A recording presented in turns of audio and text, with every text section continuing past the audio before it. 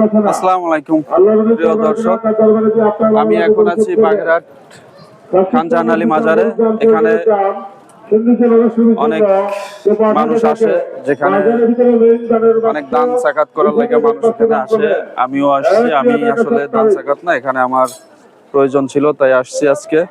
তো আপনারা এখানে দেখতে থাকুন, এখানে কি আছে আমরা আপনাদের দেখাবো।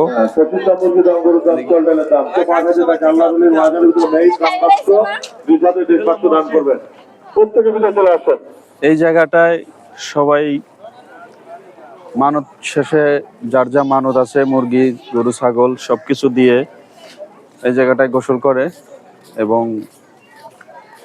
এখান থেকে গোসল করে পাক পবিত্র হয়ে মাজার শরীফে ঢুকে। আমরা আপনাদের সেই মাজারে ঢুকে দেখাবো। মাজারের ভিতরে আসলে ভিডিও করা যাবে না বা ছবি তোলা নিষেধ, তারপরে আমরা যতটুকু পারি দেখানোর চেষ্টা করব। অফ করো।